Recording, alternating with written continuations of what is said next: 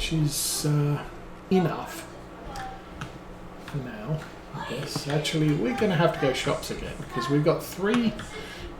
The harvester takes 20. We've got 3 left in the harvester, so we've already used 16 and something. And I've got 11 more. So we're only going to have about 15 in the harvester when we empty all this. And I'm going to need to buy some more. No, leave the engine running. Pull forwards a bit. Pull forwards a bit more. Pull forwards a bit more. And done.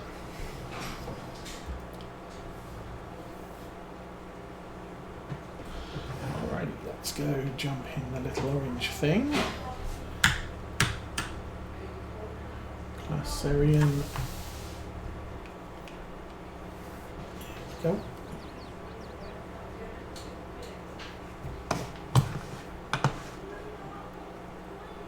He did not lock on. Oh, that's sad. He went the wrong way. Okay. Let's try it forwards again. And there we go. Oh, he was locking onto something behind him as well. Okay. And looks like my Xerion could go under a pressure washer at some point. And the truck.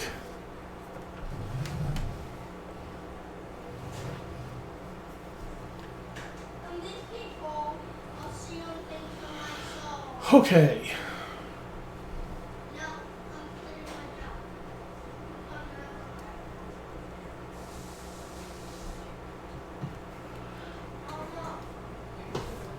So Renault turned itself off, so it's not getting, or it's not charging for driving around the field, which is a good thing. Ooh, right-hand turns. Haven't tried them before.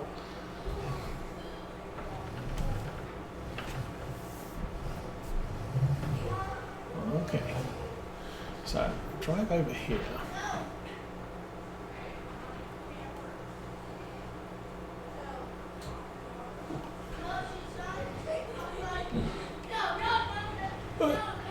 Dude, you're driving too fast. Oh. Thank you.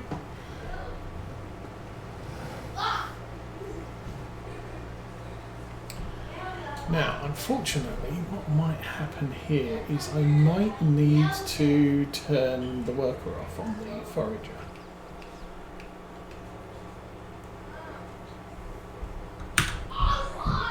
Yes, indeed. Okay, we don't actually have 3 litres, we have 2.06. Now I can refill it.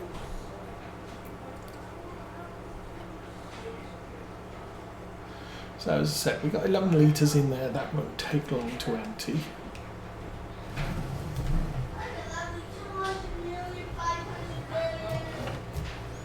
So I'll drive this back to the entrance. I'll stick this by the entrance. And then when I do need to go and get additive, it's convenient.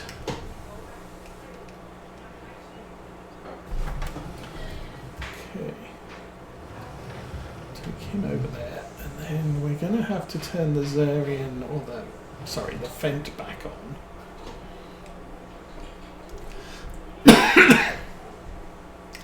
Engine.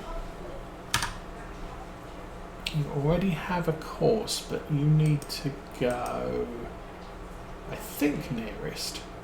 I'm not sure what last does. I don't know if last was go from where you are now. Because I can't really see a point in starting at the very last point, because then you're kind of done. Okay. What's that mean?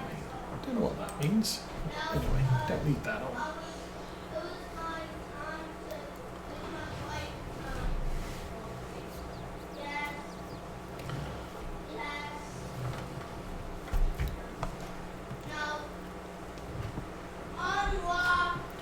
I'm not sure this would have worked with the Agco.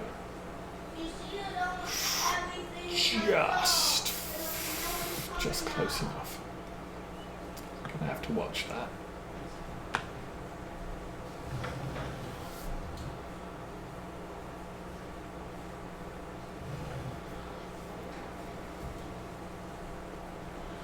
The other thing I was intending to do was to look at the map and see how the mulcher did. It's kind of weird. Sometimes you look at the map and it'll show you a very blotchy coverage. Pull up to there. That should do it. So if we go to here. Where is my field? Where's my field? Okay, 76 is the one we just mulched.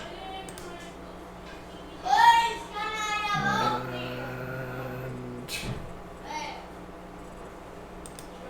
next one, mulched. Needs plowed. Let's turn needs plowed. Yeah, see, the mulching on this isn't significant. It's very, very blotchy. So the benefit is probably fairly negligible, which is a little unfortunate, I think. I'll still mulch it. Yeah, I've got a mulcher. I might as well use it. It may provide a little bit of benefit, although we'll be planting grass, so I don't know how much.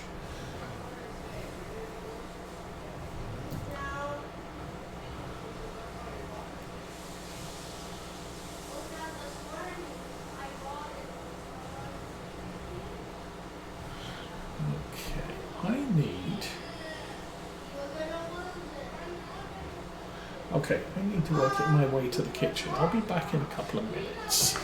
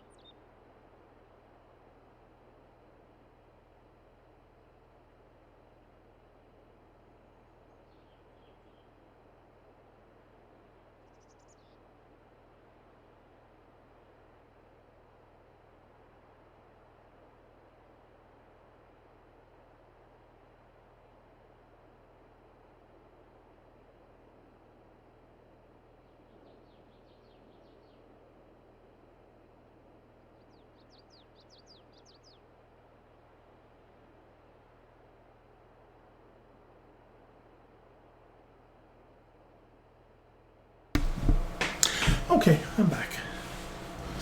I guess I won't be having any more tea because somebody's just using the last of the hot water in the kettle. And then we have to wait for the kettle to cool down because it's glass and you don't put cold water in a hot kettle. What is the time? 10:30. Okay. Yes, teenage Ursa is not supposed to be cooking, or she's not supposed to be helping herself to any food in the kitchen without an adult present. Oh, the kids are here, not adults. 6-year-olds and 9-year-olds do not count as adults. Did I make that turn close enough? No, I didn't. Okay.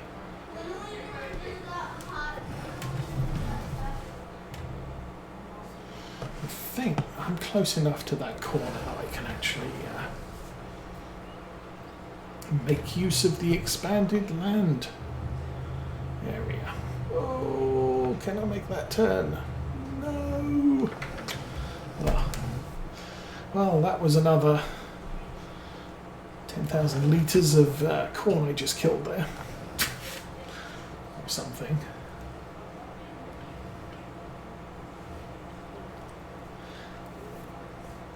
I think we'll probably stream to the end of this field.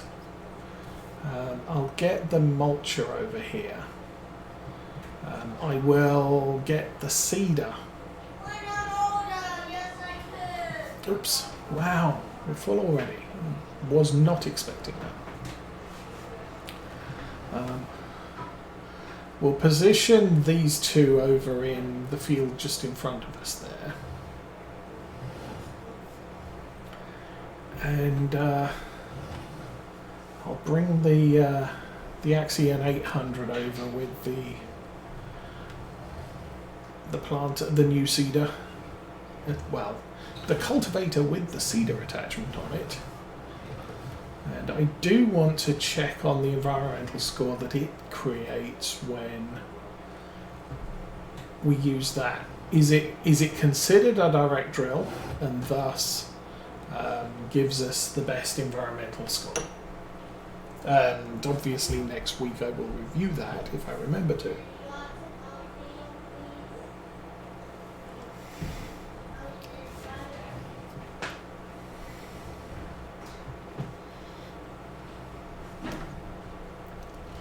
But I do need to consider what I'm doing in the farm now, because, as I said, this bunker is getting a little bit full and it's going to get a little bit difficult to tip into it. It's one of the reasons why having a wheel loader for this size bunker with this size of produce would help. Because with a big rake I can shovel this up on top of itself, and a big wheel loader is going to work fairly well on it. The Xerion's not bad, but I think it's going to struggle eventually. Anyway, let's get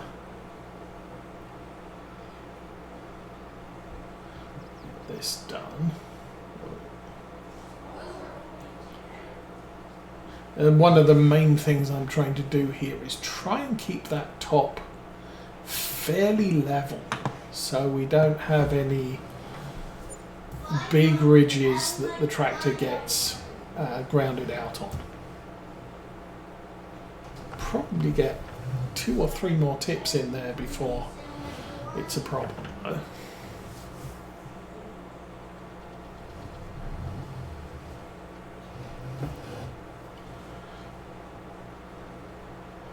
Of course, because of the crop destruction we've already done on that field, it's very difficult to tell where got mulched and where didn't get mulched. I'm not sure going in and tidying up the corners is going to make a blind bit of difference, because we did drive through the corners quite significantly.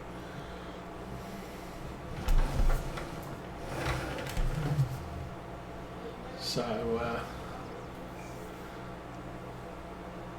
I think for now I would call this field no, actually not. Let's tidy it up. First things first, we'll clear the course. Okay, and start the engine.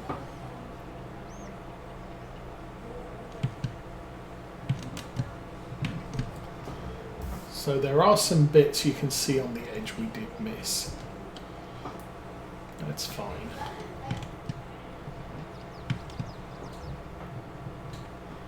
Come on. What are you not doing? That's the thing I was missing. Okay.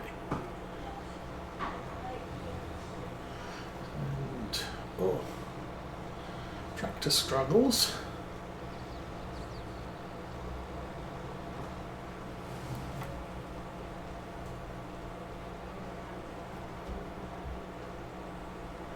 Yes, see, I've compacted so much of this already that there's just nothing left to mulch here. So while you are seeing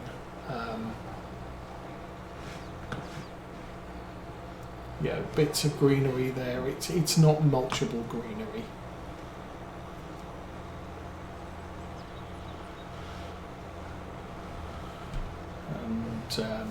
it's not creating a good contrast for the seeder either.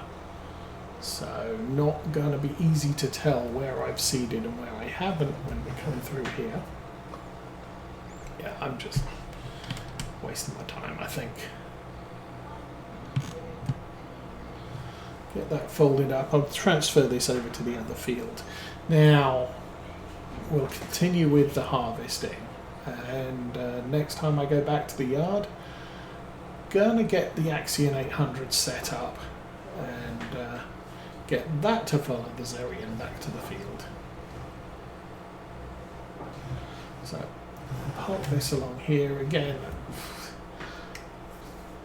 Mulching is kind of a waste of time by the looks of it, but yeah, we've got it, I'll use it. It might provide, I mean, what does that look like?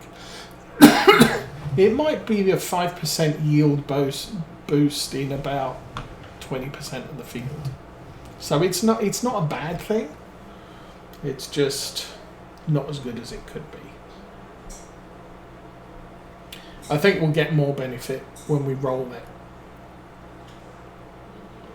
later. Soon. Well, going to mulch all the fields first. We'll mulch and plant. Well, mulch most of them. I'm probably, as I said, not going to plant this one. We'll put winter barley in this one and the other one.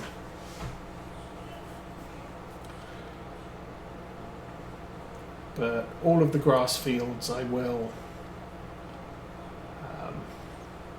I'll mulch and plant as much as I can today.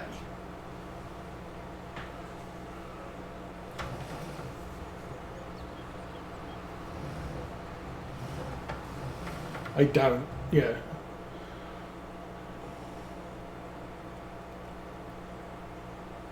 Kind of driving over the mulchable stuff for me.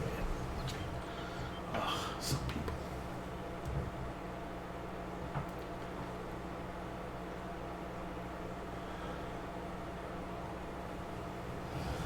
But yeah. Grass planting is kind of significant for us. I think I've got quite a lot of seed on the farm. I think we might have to go to the store for some more. But I'm hoping we've got at least three fields worth of seed. And then I'll have to buy more seed when we get to the barley planting. Barley uses a little more. Grass is fairly efficient. And Hodge 173, good morning. How's things going with you?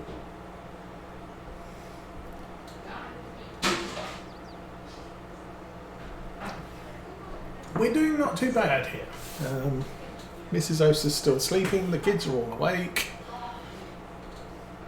Although teenage Osa was a little bit teenage-ish this morning. She's like, the kids are annoying me, they want me to get up, I don't want to get up, I want to stay in bed, and then 20 minutes later she's up anyway, so... Okay, you do teenage attitude.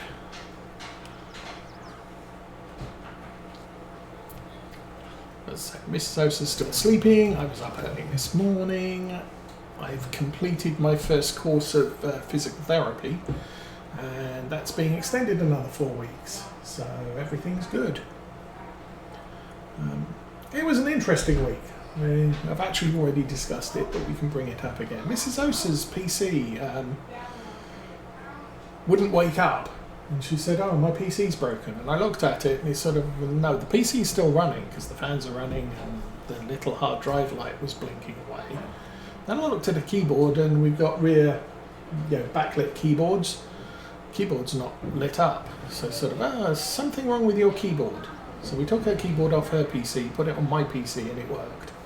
So it's like, It's not the keyboard, it's the USB circuit in your PC has failed.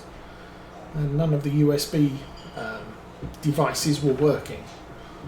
Not that we could tell much because we couldn't wake the PC up because you need a keyboard for that. We did a hard reset and with her keyboard plugged back into it, and it just said, hey, there's no keyboard plugged into this PC, so oh well. So she's getting a new PC. Unexpected expense this month,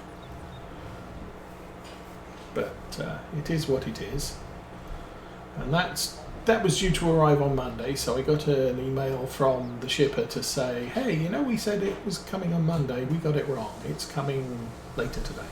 So this afternoon I'm going to be spending some quality PC time getting her PC set up. I think she can do most of it, but we are considering, I think the new PC, the SSD is a little smaller, so we're considering putting her current SSD, swapping it into the new one, because that's got all her stuff on it, and we can't get her stuff off it unless we can get her PC woken up. So this is Elsa's room. Hello. I will need to go off mic for a few minutes, but bear with me.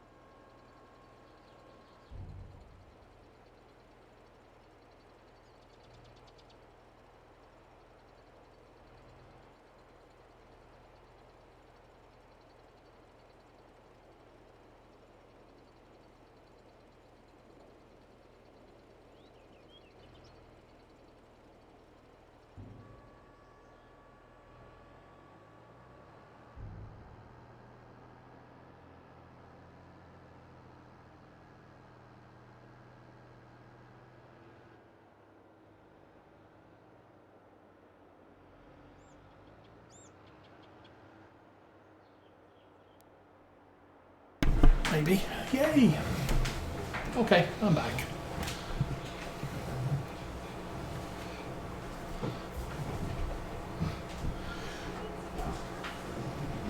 So yes, but for the most part, week has happened. It was okay. I had lots of work this week, which makes a change. Unfortunately, the stuff I'm supposed to be doing isn't getting done because I'm getting all of the other stuff. First week in the month, people want spreadsheet pricing uploaded into the production files, and I was out at physical therapy, so my locator read I am out, and you're not supposed to assign work to people who are out. You should use their backup. And they didn't. They just assigned it to me. I'm not there. I don't know anything about it. It needs to get done. And the excuse they gave was, you're the only one on the list. I sort of, no, there's two of us on the list, and you're supposed to use my backup when I'm not here. So, unfortunately, the company had a thing that was happening that needed some data updates outside of business hours. So I'd already planned to attach to the network and get that task done. And I attach to the network, get that task done, and go and flag it as complete. And it said, oh, you got two more. I said, no. When did they come in? 3:30? Oh, that's when I went to physical therapy. Why did you do that? Because we can't be bothered to look at the matrix to see who supports you on that task. So I brought it up to my manager, because my backup is actually retiring in a couple of months. So he's transitioning off. But no, he's still active. He's still doing stuff until he retires. And it hasn't been announced he's retiring. I was just told he's retiring because he's my only backup for that particular set of tasks. And the set of tasks is usually the first 2 weeks in a month. So projects that I need to get done don't get done first week of the month. Most of the time. And if I am working on them, I'm not giving them my full attention, and it takes me longer to pick up where I left off each time I get disturbed. But pricing uploads they need to be done now because it's pricing for the entire month. So, and then I've got other IT teams saying, "Oh, this is wrong. You need to fix it. It's been broken for 25 years." Well, it needs to be fixed now because we're now concerned with it. Now, normally it's the business unit that comes along and says, "Yes, this is wrong. Can you fix it?" When an IT team starts, getting in your stuff and saying, "Oh, you need to fix all this stuff that's been wrong for 25 years." It takes away from the stuff the business unit wants to get done.